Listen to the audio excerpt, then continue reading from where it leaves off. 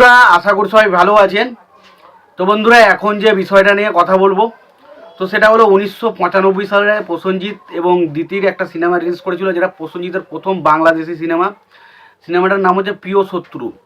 তো সেই সিনেমাটা কেমন ছিল সেই বিষয় নিয়ে আজকের আলোচনা করব। তো তার আগে প্রত্যেকটা বন্ধুকে অনুরোধ করে রাখবো, চ্যানেলটা নতুন হয়ে থাকলে অবশ্যই আপনারা চ্যানেলটা সাবস্ক্রাইব করে নেবেন, আর যদি ভিডিওটি ভালো লেগে থাকে লাইক কমেন্ট শেয়ার করতে ভুলবেন না।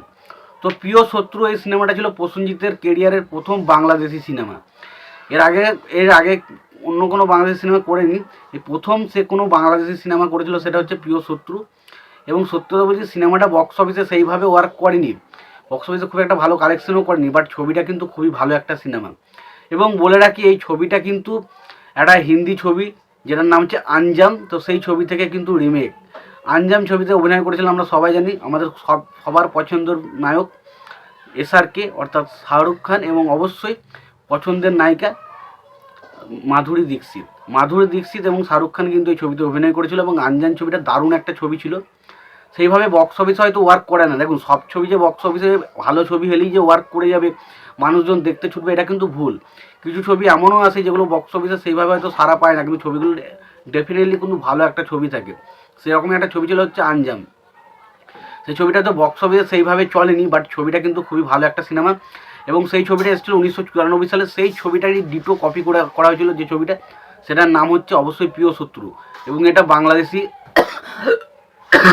বাংলাদেশি ছবি হিসাবে প্রসেনজিতের প্রথম ডেবিউ ফিল্ম ছিল। এবং এই ছবিটা প্রসেনজিৎ কিন্তু তার জায়গায় দারুণ একটা কাজ করেছিল। তো এই ছবির গল্পের বিষয়ে খুব একটা বেশি যেতে চাইছি না, তার কারণ হচ্ছে এটাই যে এই ছবিটা দেখুন, আঞ্জাম ছবিটা যারা দেখেছেন তারা মোটামুটি গল্পটা প্রেডিক্ট করতে পারবেন, এবং যারা দেখেননি তাদের কাছে এই জিনিসটা একটু নতুনত্ব থাকবে। গল্পটা বলে দিলে সেই দেখাটার মজাটা কিন্তু আমাদের মধ্যে থাকবে না।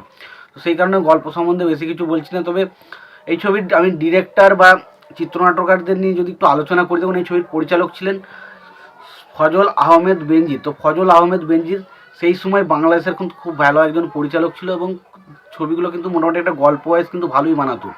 তো এই ছবিটা সেই হিসাবে দেখতে গেলে প্রিয় শত্রু সিনেমাটা বেশ ভালো ছিল। এবং পাশাপাশি সংলাপের কাজ করেছিল ছোটকু আহমেদ। তো আমরা যদি বাংলাদেশি ছবি ফলো করে থাকেন, দেখবেন এই ছোটকু আহমেদ নামটা কিন্তু প্রচণ্ড পপুলার। আগে বেশিরভাগ যে বাংলাদেশের ছবিগুলো আসতো, বেশিরভাগ ছবিতে কিন্তু ছোটকু আহমেদের নামটা আমরা শুনতে পাই। এবং অবশ্যই চিত্রনাট্য হিসাবে করেছেন মোস্তফা কামাল।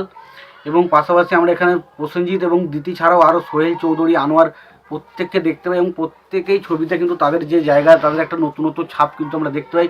প্রত্যেকের কাজ ভালো। প্রসেনজিতের এখানে একটা অসাধারণ পারফরমেন্স আমরা দেখতে পাই। যে আঞ্জাম ছবিতে যেমন শাহরুখের এই নেগেটিভ ক্যারেক্টারটা দেখে জাস্ট লোকে পাগল হয়ে গেছিলো, এখানেও কিন্তু প্রসেনজিতের একটা ক্যারেক্টার রয়েছে, যে জায়গাটা কিন্তু প্রচণ্ড ভালো একটা অভিনয় কিন্তু প্রসেনজিৎ দেয়। তো ওভারঅলে সিনেমাটা কিন্তু বেশ ভালো একটা ইন্টারেস্টিং ছবি, যে এর মধ্যে ভালো রকম কিছু টুইস্ট অ্যান্ড টার্ন রয়েছে, এবং তার মধ্যে কিছু কমেডি রাখার চেষ্টা করেছে, ভালো গান কিছু রয়েছে। তো ওভারঅল আমার কাছে এই ছবিটা একটা বেশ ভালো ছবি লাগে। তোমাদের কেমন লাগে ছবিটা জানিও। তোমাদের যদি ভিডিওটি ভালো লেগে থাকে লাইক কমেন্ট শেয়ার করে দিও। চ্যানেলটা নতুন হয়ে থাকলে অবশ্যই তোমরা চ্যানেলটা সাবস্ক্রাইব করে নিও, পাশে বেল আইকনটা অবশ্যই প্রেস করে দিও। ভালো থেকো, সুস্থ থেকো, দেখা হচ্ছে পরে ভিডিওতে।